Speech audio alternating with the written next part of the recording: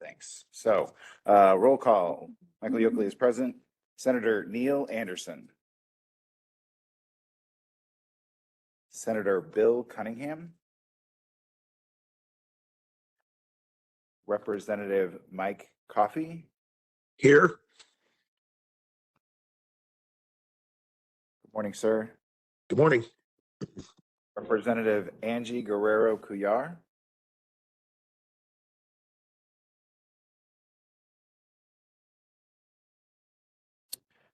Heather Butler. Here. DePage. Thank you, ma'am. Good morning and welcome to the advisory board. Thank you. Ralph Caldwell. Present. Damon Dade. Present. Laura Daly. President Webex. John Ferraro. Here, DePage. Tim Hightower.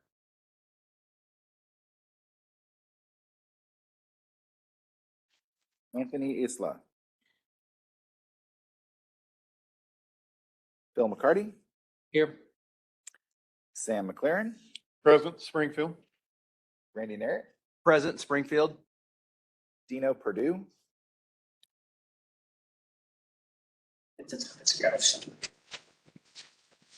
Deb Piscola.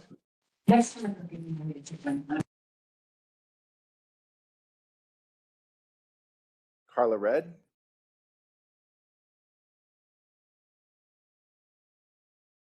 Melinda Wolker. Present. And Linda Zerwin. Present DePage. Thank Morning. you. Good morning. We do have a new board member, Heather Butler. I am also anticipating another appointment shortly. So hopefully maybe even by the next board meeting. So good news on that front. We'll continue to push vacancies filled. First item on the agenda is the minutes from the February 23rd, 2026 meeting. Any edits to the meeting minutes that went out?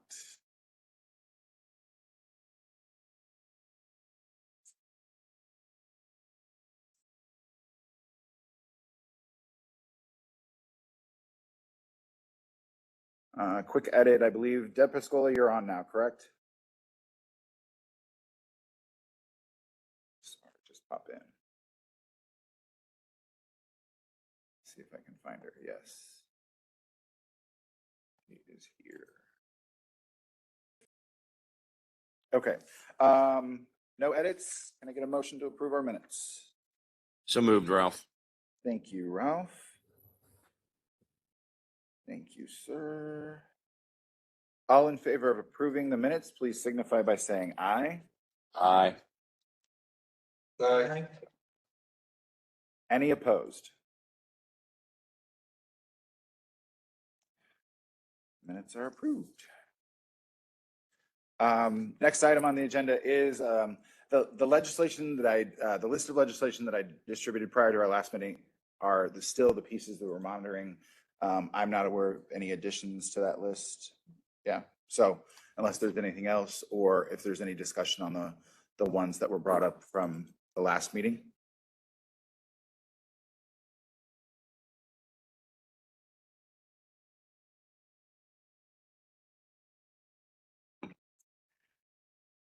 If not, I'll hand it over to Alicia for her update. Okay. Do I keep it pushed the whole time I'm talking or do I? I don't think so. I Okay. think you just, as long as it's green, you're good. Okay, excellent. Big news on March 4th, the final PSAP was successfully cut over to the AT&T statewide EZNet, completing statewide PSAP connectivity to an NG 911 network. So I think it's important that we mark this milestone. We're not done. We still have plenty to go, but it's been quite a few years' work from the PSAPs, the ETSBs, our private sector partners, and this board. Many of you who have been working on this for a very long time. So thank you to everyone who worked towards it. It's an important accomplishment. And then we'll keep moving. The 7 remaining ISP comm centers to be connected to the EZNet have a scheduled cutover in July and August. I'm going to stop reporting on that, but I will let everyone know when those connections have been made. Regarding the redundant network connections project, 27 orders have been completed, 24 orders are currently active, and 3 orders are being worked on. And in reference to text to 911, 102 PSAPs have received text ready notices from Intrado. As everyone knows, the Act requires all PSAPs to be able to accept text to 911 by December 31st, 2025. 163 of the 169 PSAPs are currently receiving text to 911. The remaining 6 PSAPs have received waivers and have targeted text ready cutovers within the first half of 2026. Working with their solution providers. Fiscal year 27 grants closed on February 2nd, and applications are currently under review. Regarding the telecommunicator and telecommunicator supervisor training and certification, work continues with the training professionals that have created. We have, let me see here. 10 modules have been completed, 2 are currently out for review, and 6 are still pending final review. The LMS RFP continues. We received the feedback from the Chief Procurement Officer, and we are incorporating that into the RFP. And the training professionals have begun meeting monthly. They will have a meeting this week to discuss the reviewed content and talk about the finalization of the training content. Regarding CESA, Cohort 1 implementation continues. 2 PSAPs within Cohort 1 are actively transferring calls, with 2 more on the horizon of doing so within the near future. I would say in the next 4 to 6 weeks at a minimum.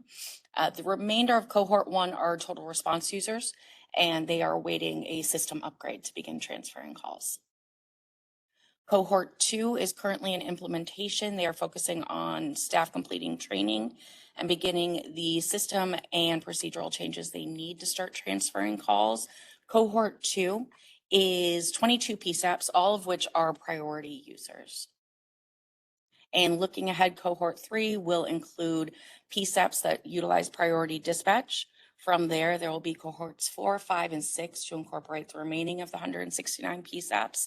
And we are using a hybrid participation model where PSAPs are going to be able to sign up for which cohort they want to be a part of for implementation. 50% of the spots are going to be available for sign up. If those fill up, the remaining of the spots may be opened up. But right now it's really looking for people to be able to choose when is the best time frame for them to implement, and then fill in the gaps from there based on who doesn't sign up. Any questions? Okay, that is my update. The only thing I'll add to Alicia's update is we are working with the director's office on a press release of that about the final cutover. So that'll be forthcoming as well, because I agree, big milestone, huge accomplishment. Yeah. Matter of fact, the director asked us for a little bit of blurb to throw into his budget hearings this week. So, yeah.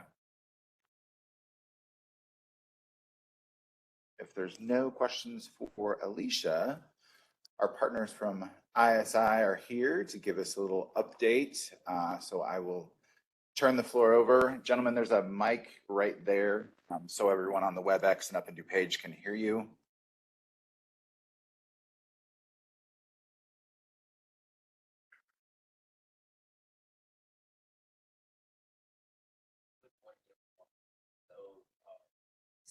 Do you have a green light on it, Sep? Can you hear me now? Hopefully. It is on now. Can everyone on the WebEx hear Sep? Test. Yes. All right. Good morning, everyone. So since the last meeting, we presented the survey findings, and for the next meeting on the 23rd, we are working on compiling all of the survey findings in aggregation with all of the board member interviews, meetings with the ETS OSB, the PSAPs, as well as the broader 911 community. And the goal is to present the board and engage a discussion on the vision, mission, and the strategic objectives that have come from all of the dialogues and the community's feedback in regards to opportunities as well as challenges.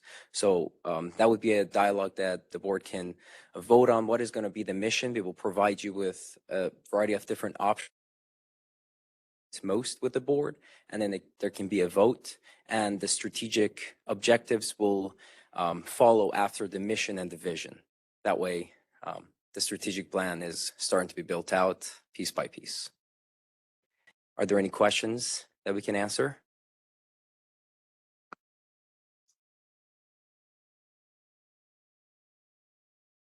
Thank you very much. And if it's anything, it will just let us know. And we look forward to presenting that to you on the next meeting. Thank you.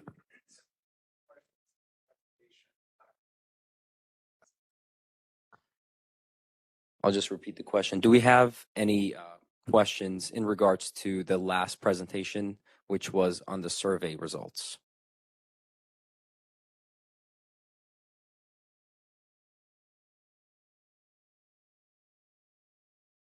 All right. Thank you, everyone. Thanks, Evan. So yeah, I anticipate a pretty robust discussion at our next board meeting as we move into the next phase of strategic planning, but just ask them to please give a quick update today as to where we're headed. And yeah, make sure that we didn't have any lingering questions from what was presented last time. So keep moving in that direction. Still a lot of work to be done there, but at least we're moving.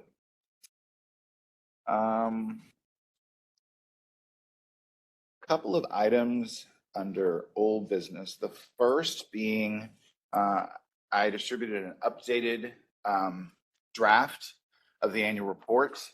The two main things that I will point out is the language that Alicia worked with a couple of you on in adding some language surrounding CESA. So that has been updated. And then you'll see there's a new appendix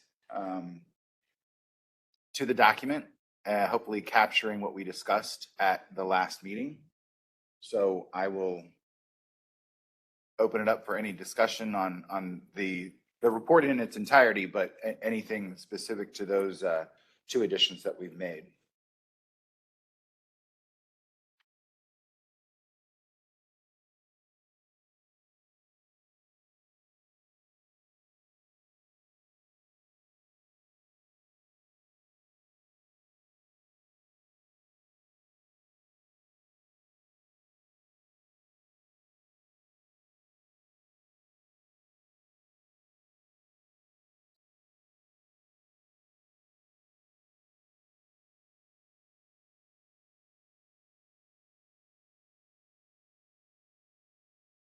If there isn't any discussion, can I get a motion to approve the draft annual report?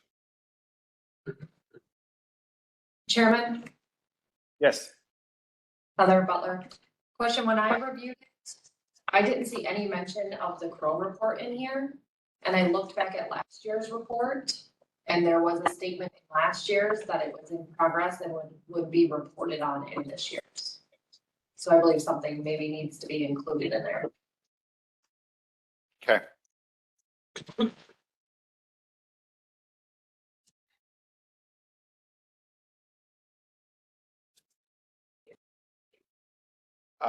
So I guess what I would propose is we can add language that the Crow did present both their analysis on the AFR reports, and they also presented on the 3 different funding models, and that was presented to the board. And I think as long as you all are comfortable with me drafting that language, I'll just insert that before we finalize the report. And this is Ralph. That's fine. What's the status of Crow? Are they done? Are they going to continue on? Or is there another chapter in their story? They're done for now. So I think that where we're at is we're at a moment of pause to determine exactly where we're headed with the strategic plan. I think that having them do any additional work at this point is premature until we really kind of understand where we're going with the strategic plan. And then we may re-engage them if there are processes or things that we think and having them do some analysis for us would be beneficial.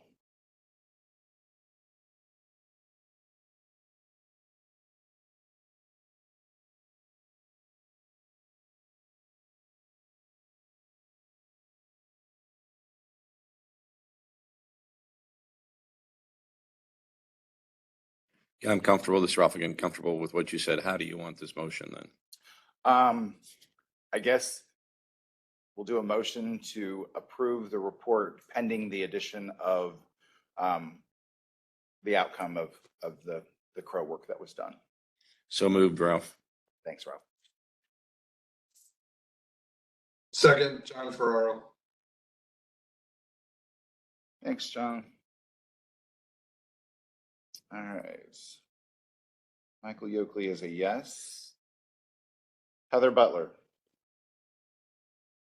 Yes.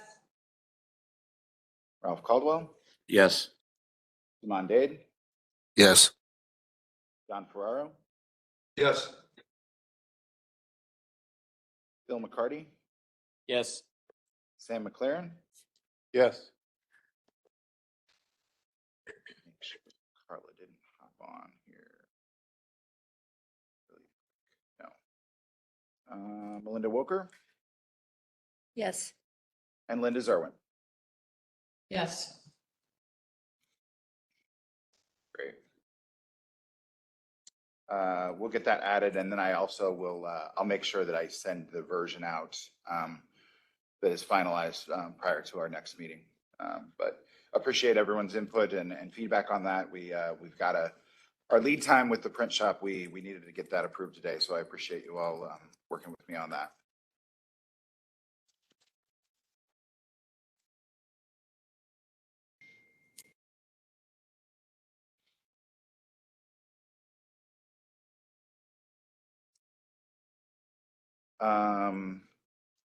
FEI in compliance. I think we are, Sheila, are we still at 15 still to bring into compliance? So working on that, I've had some communication with APCO and Nina. I think they're going to help us give it a little push so we can continue to move forward on that. But otherwise, I think we're in pretty good shape, especially being down to just 15 that need to get the process going. Ralph, again, thank you for working with us with extending that day too. That was very appreciated. Absolutely. Well, this is John Ferraro. We'll divvy these up and get on them this week. Thank you. Great. Thank you, John.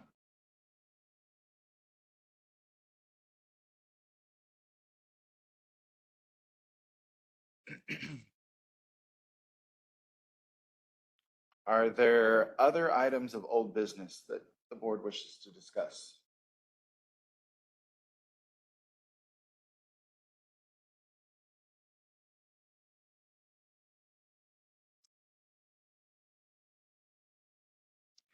Any items of new business the board would like to discuss?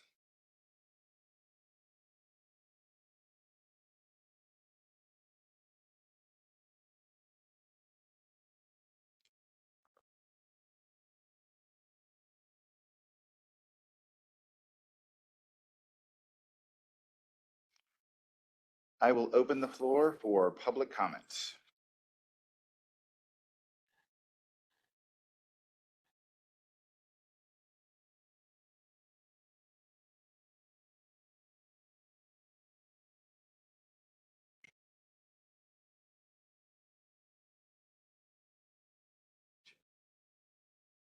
Yeah, there's nothing there.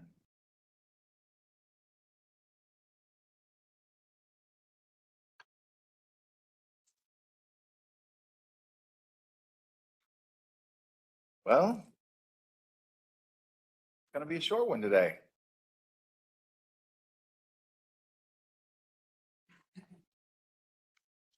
If there is nothing further, I'll take a motion to adjourn. Ralph, so moved. Thanks, Ralph. Thanks, Sam.